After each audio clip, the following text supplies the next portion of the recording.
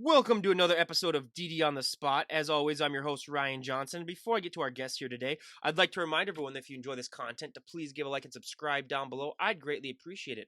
We have Malin Mansson on the podcast. I hope I got that somewhat right. She's coming to us all the way from Sweden, so she's our second Swedish guest on. And for everyone that just saw, we just had a Finnish guest on, so we are going a lot Scandinavian, I guess, in these last few podcasts. But hey, I'm all for it. Being part Norwegian myself, I'd love to have more Scandinavians on, but she's here to share her health and fitness journey with us and, just talk all things health and fitness because what I found throughout this podcast is that, different countries have different ways of getting things done. And that's one thing that I really appreciate about this podcast is that you find all these different ways. But most importantly, she's our current guest, Malin. Thank you so much for coming on. Thank you for having me here. Well, I got to ask, first of all, what is the weather like in your neck of the woods in Sweden today? It's gray and rainy. Oh, well, hey, it's snowing a little bit here now, so it's just about as good. But hey, we're like in the same we're in the same climate basically. So I always just ask that question just because for if I have any guests on from like Texas or whatever, Florida, it's like they make me feel a little bit better. They make me feel a little bit warmer just talking to them. But before we depress everyone with our winter woes because we are in the throes of winter, why don't you give us your backstory on what inspired and motivated you to get in shape and how that led to where you're currently at right now? Yeah, I have been doing sports for my whole life, I think, like horseback riding, dancing, and stuff like that. And I think it was like when I was dancing, I was a dance teacher as well. Then I was starting to work in retail, and the times when you are in stores. So yeah, it was hard to do the dancing beside the work. So then I found the gym just for fun. But it was funnier than I thought. So I was like there every day. And my ex-boyfriend, he used to train a lot, so we did it together. And he had like a dream to do bodybuilding, so he just trained for that. And then I saw like the bikini fitness thing, and I was like, this is kind of cool. So I hired a coach, and he helped me to go in a better shape, and it was really good shape. And I was like, maybe I should do a competition or something. So on that way. Yeah, that's awesome. And when you were getting started and you got introduced to bodybuilding, was there any preconceived notions that you had about the sport? Was there any like myth that you might have thought? Because so many people who aren't that familiar with the sport, there are so many myths out there that people tend to believe in. Mm. I was like, first when I saw bikini fitness, I was like, oh, they're ugly. I didn't like it at all. But it was growing on me when I saw pictures on Instagram, and he was just in the thing. So I was like, I didn't have so many thoughts about it. It was just fun to see what you can do with your body, see what you can do with training and the nutrition. And I actually saw that I had like a six pack under here, so that was kind of cool. That's one thing that I got my attention when I was looking at her profile. I was like, oh yeah, six pack alert. Geez, I mean, it's like, good God, everyone. So that's just great. But one thing that I found from having other Scandinavian guests on is that the thought process when it comes to being muscular and being a female, it's a little bit different than it is in America, where it seems like it's a little bit more accepted. Was it harder for you, sort of, to embrace that being Swedish, because it seems like it's a little bit more of a, conservative-ish lifestyle where it's, not everyone is that freeing with their bodies? Mm. The body thing wasn't that hard. It was more like, oh, you should eat. You are just eating your food boxes, and can you eat everything we eating, and yeah, stuff like that. More like, oh, you have a cookie. Why don't you eat it? It was more like on the food. That was the hardest part, actually. Which, especially now that we're only a few days away from Christmas, how is your family getting like extra hard on you now, being like, Malin, why don't you just eat something right now, like eat something nice, or do you let yourself go a little bit during the holidays where you can just like have some of your traditional food? They're used to me right now, so they're more like, do you want something else? Or yeah, more like that. So that's really nice. But when I eat something like we had like the saffron bun, Mom is like, "Oh, it's so nice to see you eating as a normal person." But they're really understanding in this, actually. Like I told her before, though, I'm part Norwegian, so we have lefse and lutefisk for Christmas, and I don't know if that's something that you have in Sweden as well. But Yeah, yeah, yeah, yeah. I was just saying, yeah, we have that. So that's just I'm just making sure that that's also a Swedish thing as well now, I guess too. So that's yeah, we have that. I personally hate lutefisk. I hate it more than it doesn't taste good. But lefse, I can have some lefse. It's just it's cold. I mean it's not too bad, but I bet it doesn't taste as good as the original thing that they have in Scandinavia. But what was your parents and friends' reaction like when you first got into this lifestyle? Because so many of our guests, I mean, it's just a shocker for the relatives just to be like, "Oh, why are you doing this?" yeah. They weren't so glad when I was starting. My mom was like, "Oh, you're gonna have an eating disorder," and I had it many years ago, so she was really concerned for that. My dad was more okay with it. He has a competition in oh, I don't know the word in English. Some wrestling thing, I guess. Oh, yeah, yeah, yeah. No, not wrestling, something else. Oh, Is it maybe kickboxing or I can Google it. yeah, not a problem. Uh, MMA? hmm. Yeah, it was wrestling. Yeah. Wrestling, yeah, yeah, wrestling, yeah. That's awesome. So he was like, it was. I think it was a little bit cooler for him because he had done the same thing with the training and food and everything. Um, but mom wasn't so. Yeah, she wasn't there on the first competition I was on. My dad was always there. She was like, "I just want to see you." And I was like, "Yeah, but there is no time schedule for that, so you have to see the whole thing." Maybe I. So it's more like that. No, yeah, I would. I mean, we used to have that too, where my parents would always say that too. Like, if I was pitching there, it's like we just want to see you pitch. We don't want to see the other times when your team's at bad or something like that. And it's like, hey, if only I could make that a thing where I was just on, and then as soon as I'm off, I'm done. But yeah, that so I find that hilarious too. But when you were getting started working out, I mean, I always say that if you were to walk into a gym with 100 people, there's 100 different ways as to how those people got into shape. Whether it comes down to their diet, their nutrition, how many reps they do, what exercises they do, so many little things add up to that overall package that people end up seeing. And if you were to walk up to someone and say, "Hey, what'd you train for this body part? It looks amazing." What works best for them 99% of the time isn't going to work as good for you. What was that journey like for you when you were getting started, sort of figuring out what worked best for you specifically? Because it's an ever evolving journey. Yeah, it is. Um, I was like, I were having a coach, so I was just trusting 100% on him. And then I was trying to learn by myself, and I was like reading a lot on websites and everything. And I was training a lot to do the technique right and more stuff like that. But I was so into what he was telling me to do. So first of all, I was like, I can't do this. More like that. So I'm just was trusting on him on everything, and then teaching by myself on the way. Which having your own trainer is so important when it comes to getting started, because so many people fall into that loop of not knowing what to do, and then they just go and they just they'll do like those full body days where they do that, and then the next day they try to do it again. It's like, no, your body is not meant to be training back to back days in the same muscle group. So yeah, it's just having that trainer really really does help. And that's one piece of advice that if I could give anyone that's listening on this podcast is that yeah, get your own trainer, or at least look stuff up. I mean, the internet is full of resources that you can go to, and really it's just about doing your own research, and that helps as well. But I love to talk genetics on this podcast because so many people in this day and age, they're on Instagram, they're on all these other social media websites. Oh my god, I want his arms, I want her abs, especially looking at her abs on Instagram. Oh my god, I want her abs, and then I want their back. People don't understand that you can only be the best version of yourself. You don't know how that person got to that look. I mean, some people, let's be honest, are just born genetically blessed, which we're talking about Scandinavians here, and some of them are the most beautiful people on the planet. So, they just won the genetic jackpot a lot of the time.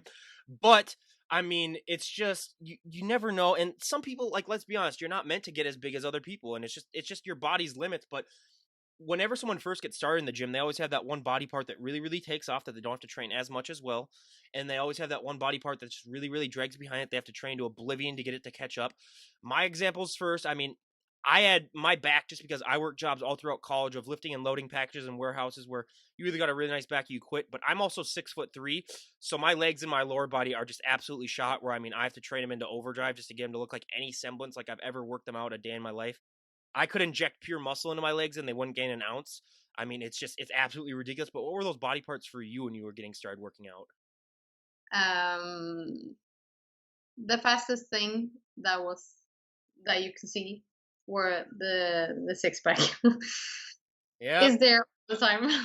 Hey, hey, that's a good problem to have. That's out of the body parts to grow quickest. That's one of the best ones to have. And shoulders, yeah, for women, that's something that, especially for women, that takes, I think, the longest for so many of them. Because out of all the women that we've had on, that might be the most popular answer for what took the longest. Is because I just think, yeah, it's just especially for women, that's one body part that just naturally isn't, gonna grow in as much as guys were. Yeah, yeah. But but it shows a lot of hard work. That's why whenever I have a woman on and she has really nice shoulders, I was like, okay, that shows that she has the dedication and she likes to work hard because that usually takes. Now, granted, I've had a handful of women on who, their shoulders were the first thing to grow, and I was like, okay, what? Like that's just absolutely insane. But again, that's why I love to ask that question because I don't want to have one guest come on who's like really, really huge, and then everyone's like, oh, I can just do exactly what she does, and then because it's like, no, you just don't understand what really entails into that. But going off that, I mean, it was funny because everyone before we got started, she sent me a photo on Instagram that she was eating right ahead of time. So nutrition is just an ever evolving process when it comes to this sport, and I mean, it's 90% of it. I mean, you're going to be eating constantly. It's just something that so many people don't realize. But what were some of the bigger nutritional changes that you made it when you really started, take things seriously? um, it was to see like more eating more clean food, a lot of more food. Before I was like eating a small portion, and I was like hungry every hour, and I was like hangry all the time. When I got help with the nutrition at first, it was like it was feeling like I'm eating so much food. It was taking me like the whole break on the work to just get everything in there. So first of all, I was like I had like vegetables like 200 grams or something, and that's not even much for me anymore. But then I was have to mix it up, and then I have to eat it like with a spoon so I can get it in. So that was like, yeah. But the difference were like now I'm eating like 4, maybe 5 times a day. Before I was eating like 7 or 8, and it wasn't even good food then. So it's a really big difference. Well, and I mean, also drinking water too. That's one thing that a lot of people don't understand. You're going to be drinking so much more water. I mean, you're not going to have a good night's sleep really ever, just because you're going to have to be going up and going to the bathroom all the time. But that's just one thing that you really do have to sacrifice. But a myth and stereotype that I love to bust on this podcast, and we talked about it briefly before we got started here, is that it's gotten better the last 5 years due to Instagram. But there are still so many women that have that fear that if they walk into the gym and they curl one dumbbell, they're going to put on 50 kilograms of muscle. I say kilograms, everyone, because she's European. She doesn't do pounds like we do.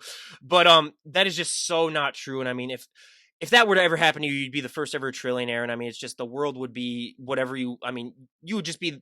I don't even know how to describe it. You just be, the richest person ever. But did you ever have that fear when you were getting started? And even if you didn't, I mean, I bet you still hear that all the time. I hear it all the time. I don't think I had that fear, first of all, but I get the everything every day. It was like so many are asking me for help. So many that was like so yeah, a few people asking me to help with training, and they're like, "Oh, I don't want to go to the gym because I don't want to get big." And I was like, "Is I big?" But no, you're not gonna get big to go to the gym. Yeah, you won't. And again, if that does happen to you, she'll hire you as her personal trainer. Then if you walk out one day and all of a sudden come out looking like Hulk Hogan and just yeah, but it's not gonna happen, especially for women too. I mean, yeah, it's I mean there are, like I said, there are some genetic freaks on here who are born with like a 12 pack basically, but they are the one percenters that are just, the rarest of the rare. But on top of that, I always say the one thing that impacts women so much more positively than it does men when it comes to working out, it impacts men as well, but women vastly more, is that confidence boost that working out gives you. I mean, we have heard hundreds of stories on this podcast of women who have been able to make life-changing decisions. It just helped them with their overall everyday life. How have you personally taken that confidence boost that working out's given you and use it to impact your life in a positive way? Um, I think I have been more secured in myself through the workout things.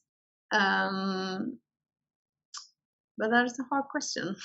Well, so many people, I mean, they find like they might be like more assertive. They might just they're just willing to stick up for themselves more, which is the one thing that I picked up on too when I started really working out, because I was as tall as I am right now, but I was skinny back then. Like, and then since I put on more, you're able to stand up for yourself more. You're able to, have a little bit more confidence. So yeah, that's yeah. So yeah, that's a big one as well.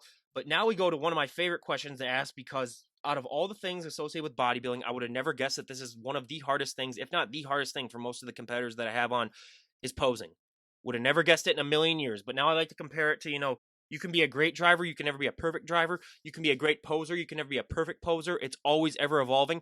What has your personal experience with posing been like? Posing for the competition, you mean? I think I had um,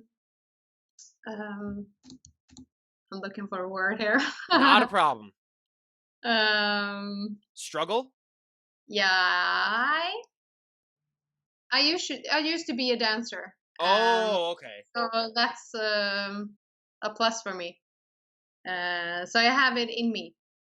That's great. And so, did you also find that it was easy, because especially when you're doing bikini, a lot of people don't understand that you have to have your own like sass, you have to have your own like style when you're walking on that stage, and that's something that not a lot of people are born with. So, do you think that that dancing background really helped you with that, where you didn't really have to worry about it? Yeah, really. I love to be on stage. That's number one. I'm used to like move my body, and yeah, I can like feel the body sort of way. So I think it's easier just to have that background. Many of the girls that I was helping before, they're more like stiff. Um, I have more the flow from the dancing. Yeah.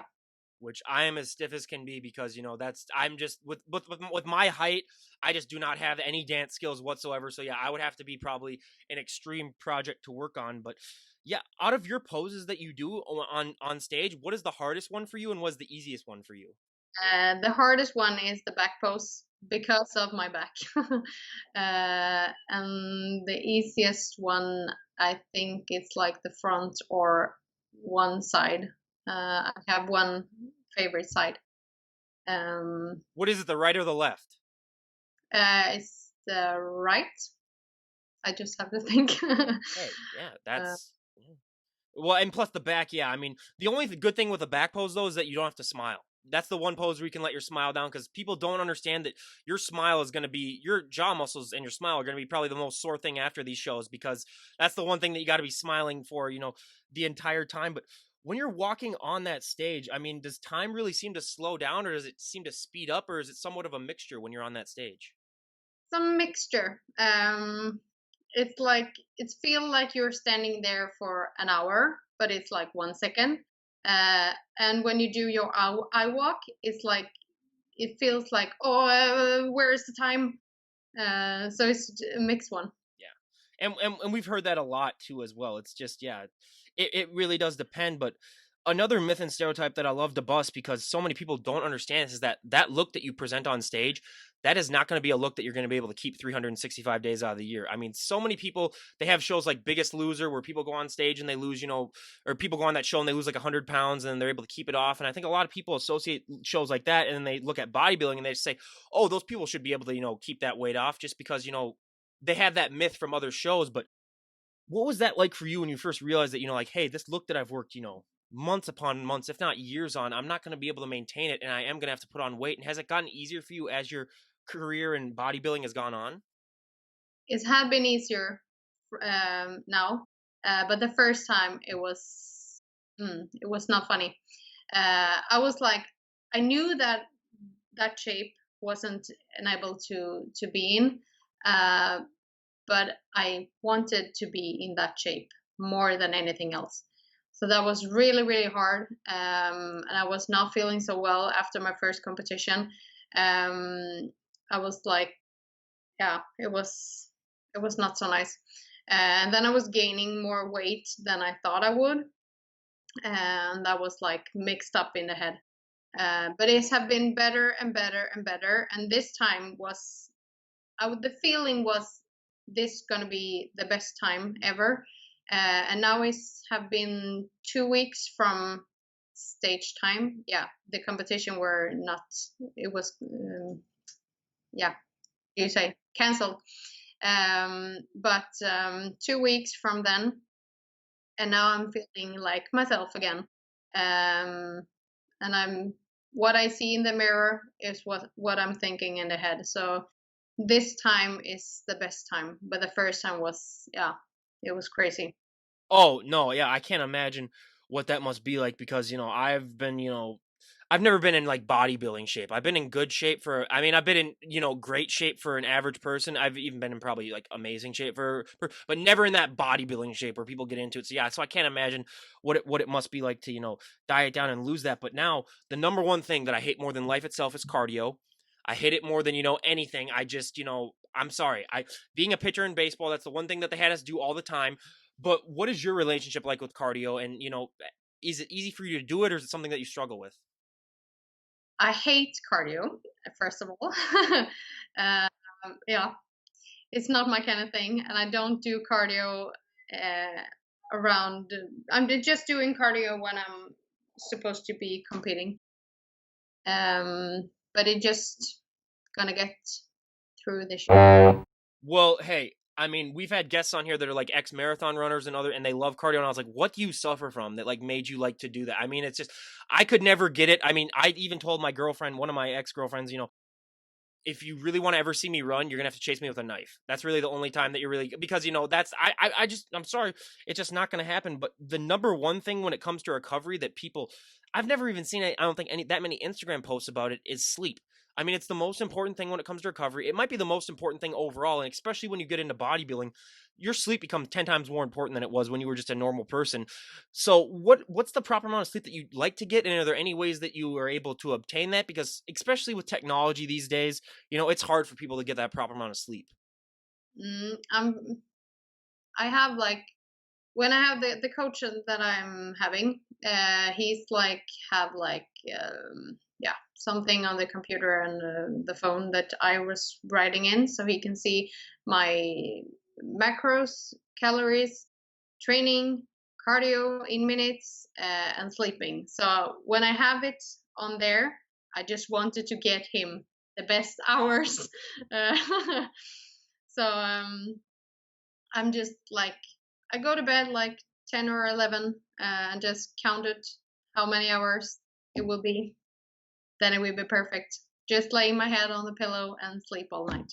Well, I mean, at least you're not like me where I'm a night owl where I'm in bed at like 2 a.m., usually. And then, I'm sleep. So, like, when we had this podcast, it's noon here. I got up literally an hour before the podcast. And then she sent me the message saying, hey, we might have to lay a little bit. And I was like, yes, I have more time to get ready and stuff. So, yeah, yeah, I love asking that because I've had some guests, they get up around the time that I'm going to sleep. So I'm like, okay, yeah, that's but I used to work nights too before this COVID. So, yeah, but now we go into COVID because that's something that, has excuse me, has impacted our lives in more ways than we could have ever imagined. I mean, just what it's everyone's been going through. And plus, we're talking to someone who's from Sweden. Everyone in Sweden took a vastly different approach than I think, especially the US took, where they didn't really shut down anything and they just kind of said, we'll let the virus run through it. Kind of what I wish would be like here because, things are. But overall, what has your experience been like dealing with COVID? It's a bit hard because I have been working in retail all the time. So I'm seeing a lot of people all the time. I have no choice. Um, so No masks or anything? no. I think they have now, because now I have switch work. So now I am on the office. But a lot of them have masks. Some of them haven't. But my sister and my mom is working in the healthcare. My sister is working on the ER, and there's a lot of struggle there. So I'm hearing a lot from her. So I'm trying to do my best of it. But it's a little bit different because I haven't seen so many people. Like the one that are working at home, I think they see things different than I do. I respect it a lot, but it's a really hard situation. And the gym is open, so and I wanted to go to the gym, so I'm doing that. Um, That's well, and I mean, yeah, because the first time I heard that Sweden was doing that, I mean, at first everyone was like saying like, "Oh, it's a disaster. They have way more cases," and then all of a sudden everyone's like, "Oh, it's actually turning out to work out well." And then now during winter, I think everywhere it's just gone to complete crap. But like here, yeah, like our gyms have been closed. They were first closed in March till July, and then they got closed again from November till like January. So who knows what it's gonna be like. And it's gotten pretty bad here. Where I mean, yeah, you have to wear a mask whenever you go outside and stuff. So yeah, it's fascinating how that's been. But how have you been dealing with all this mentally too? Because so many people, they haven't talked about the mental ramifications that this is going to have on people. But especially being that you're in retail and you're dealing with a lot of people, how have you dealt with this whole pandemic mentally? mm, Kind of fine, actually. I just thinking that I'm doing what I can do, um, and I don't want to like think of it too much because I can't do something about it. So I think I'm working on it like that. Hey, that's the right attitude to have, really, because I think that that's yeah, that's obviously what you should have. But yeah, and that's awesome. And I don't want to depress everyone too much with COVID, so we're gonna change topics now. And since we are so close to Christmas, I mean, this is gonna be broadcast a couple of weeks after Christmas, but since we are in the Christmas spirit right now, is there anything special that you have planned for Christmas? Are you going to be visiting with family, or what's your Christmas situation looking like? We're gonna be just family, so me, my mom and dad, my sister, and her boyfriend. So a small thing. Yeah, same thing Should be. here. Oh Yeah. yeah, well it's gonna be close. Yeah, same thing here. We're going over to an aunt's house, but she lives so close and we see each other all the time, so it's not like we're exposing anyone to really anything. We're just gonna have like 5 or 6 family members there. But yeah, is there anything special in Sweden that you do for Christmas? Because I know each country kind of has their own separate like Christmas thing. But is there anything specific to Sweden that you think really you guys do differently? We're celebrating at the 24th, 4th. Oh, okay. Maybe that's different, I guess. Oh, But so you because celebrate Christmas the day before Christmas? yeah, Okay. you celebrate 25th, right? Well, yeah, but then we do Christmas Eve, which is basically, to be honest, Christmas Eve is like the much better holiday than Christmas Day, really. But yeah, so then what do you guys do on the 25th? Then it's the day after Christmas for you then? Actually, not now, and not I. Um, that day is like a party day here. Oh, okay. That sounds like fun. Yeah, and if anyone from Sweden is listening to this, I mean, I hope you wore your mask out when you went out to party, and you didn't go too hard. But yeah, that sounds. I think it's close because now they are the new restrictions. No alcohol after 8, um, and just 4 people on the restaurant. So no party, I guess. You'll have to go underground then, which I mean, it Yeah. obviously will get. But yeah, that's awesome. And so yeah. And is there any like traditional meals that you like to have? Because I know, like I said, I had the lesson lutefisk, but is there anything else Swedish that you guys like to have for Christmas? Not our family, I guess. Just like the regular Christmas food on that day. I guess we eat it on Christmas Day as well. We used to have like in our family the 26th when we eat the fishing thing and all. But I don't eat lutefisk. I eat cod. Um, yeah. So then the Christmas is over for us. Yeah, I have never had cod a day in my life. So because I don't think they have them here in the U.S. or they don't grow them. I think you'd have to import them. But yeah, I've never had. I mean, but trust me. So I'm in Minnesota, which is like the land of 10,000 lakes. It's got the most lakes in the country. So we have all types of fish. Like I'll have muskie, bass, walleye, trout. We got all the staples here. But yeah, it's well, don't try bass again, everyone, because that is the grossest tasting thing. I had it once and I was like, yeah, never again. It's not a good tasting fish. But yeah, that's awesome. And I mean, I just love to ask about the Christmas things because we've had guests from the UK, Finland, Ireland, Australia. They all do things a little bit differently for Christmas. But if there We was should be in Australia. They have like a barbecue. Oh my god, yeah. And they're not even yeah, I mean they live yeah. And I had a guest from New Zealand on and like New Zealand, they don't even have masks anymore because they haven't even had a case in like the last like 7 months. So they were like one of the first countries to like really shut down. So like yeah, everyone there is like completely like they showed stadiums that are, 100% full for like soccer matches and stuff and it's just yeah, I wish I was there right now and being able to celebrate, but yeah, Australia and plus those Australian accents, are you kidding me? Those are like that's like it's like chocolate to my ears basically whenever I, my sister's boyfriend actually are from Australia, but he's living here. So I'm talking to him like a daily basis. does he have that accent too? Yeah. Yeah, okay, that's good. Yeah, Yes. that's good. Well, I figured just like any place else though, like Australians, they have like three different types of accents. Like there's one from like there's like a more like yeah, I don't want to really get into describing them because like I'll do a horrible job. Then my Australian guests will be like, you don't describe them right, but it's just like in the U.S. but the U.S. has like 100 different accents. I have the Midwestern accent where if you watch the movie Fargo, it's like that. But yeah, so before we get in, I was gonna say we're gonna get into Tangent City here, but if someone were to walk up to you and say, we made the decision that you can change one thing about the health and fitness lifestyle, and everyone would go along with it, what would be one thing that you'd like to see changed? For everyone, Yeah, or everyone would have to follow it too. Yeah. eat better food. Hmm. uh, and just that people actually get the time to go to the gym, because it's always like, I don't have time to go there, so I just don't do it. You always have time. You have to just prioritize it. Well, I mean, yeah, you are talking to an American here, where our portion control is just absolutely out of control. I mean, I always tell our European guests, this story where there's a burger place near my house where it's called Smash Burger, and the burgers that they have, the patty is so big that it goes off of the bun and is on the plate.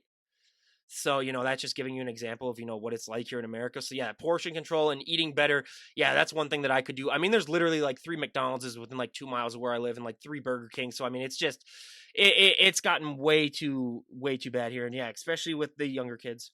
It should be easier to get good food when you're on the road or something. Well, and that's a myth that's promoted too, where so many people think that, good food is going to cost you more than like fast food, but it's like in the long run, and also when you associate medical bills, like if you end up getting like diabetes or something like that, yeah, you're gonna save a lot more money by the healthy food. So that's another one that I like to give out there too. Is that yeah, so many people have that myth where it's like I can go to McDonald's and for like $3 I can get well fed, and it's like well yeah, you can also grow your own food too, and it's like you can't grow hamburgers, so it's just unless you raise cows, and that's gonna cost you a heck of a lot more money than that. But yeah, it's just and it's so great to talk about all these things, but. Yeah, and I don't think it's so much cheaper to buy fast food, because if you do your food by yourself, it will be like even out or even cheaper. Mhm. Well, and plus you can always buy in bulk too and stuff when it comes to like salads and stuff, and it's just, yeah. And so also during this pandemic, though, the one positive thing that I think we can take out of this is that people have so much more free time now, where I think people can get in shape because let's be honest, everyone wants to get in better shape. And if you don't, then I think you're lying. Unless you like just won the Olympia, but then even then, those people are still like, I want to get into better shape.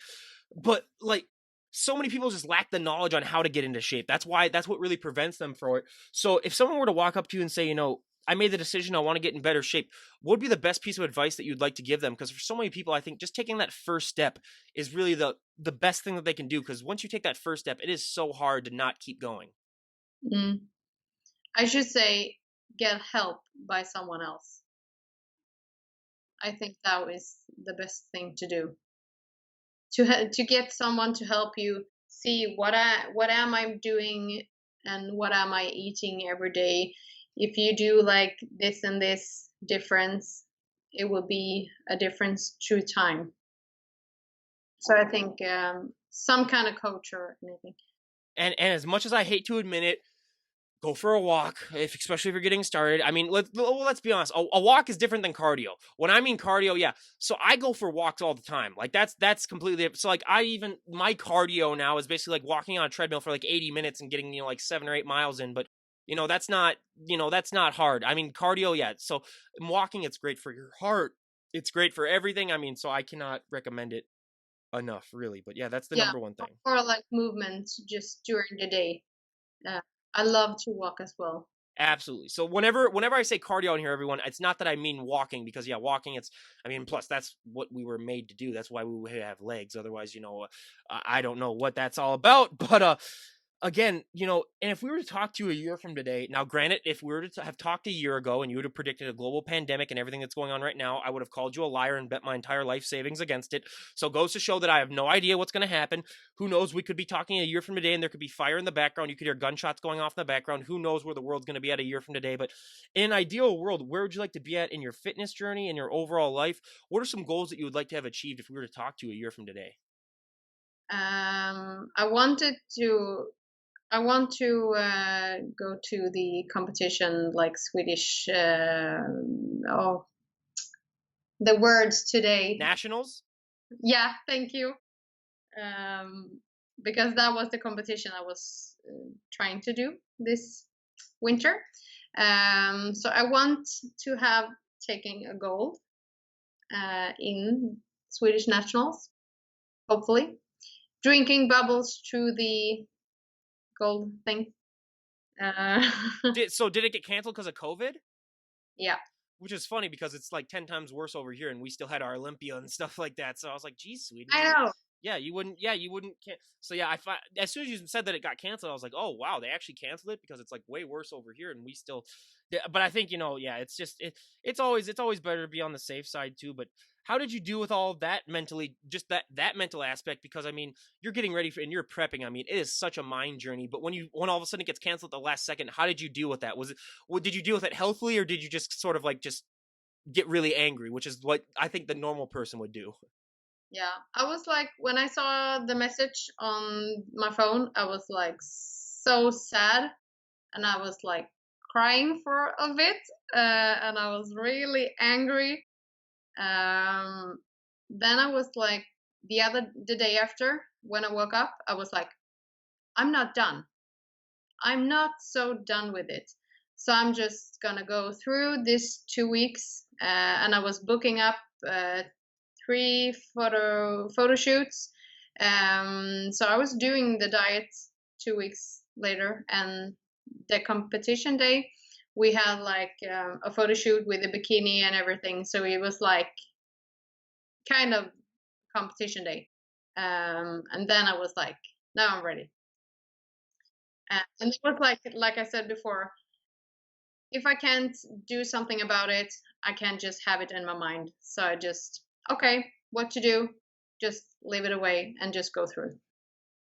Yeah, I mean that is a great mindset to have. And is there anyone that you'd like to give a shout out to before we wrap things up? Um, my best coach, Eric Lindqvist. He is the best. Oh, the most Scandinavian name I've ever heard in my entire life. But there is actually an Eric Lindquist that I know too. So we have a lot of Scandinavians in my neck of the woods. But yeah, so yeah, that's great. A shout out to him as well. And is there any last thing that you'd like to say before we wrap things up? It was really, really nice to be here talking to you. Hey, I appreciate that. Anytime a guest says that to me, it makes me feel 10 times better. But we appreciate having you on too. And again, everyone, go and check her out. I'll leave a link to her Instagram page down below. And, buyer beware. She will inspire you to get in shape and, stop eating all those Twinkies and, do all that. But again, you guys, go and check her out. And we cannot thank her enough for coming on. And, honestly, it was so great to have you on. I really appreciate it. Thank you. Well, again, you guys, this is Ryan Johnson, DD on the spot, signing out. Have a great day, everyone.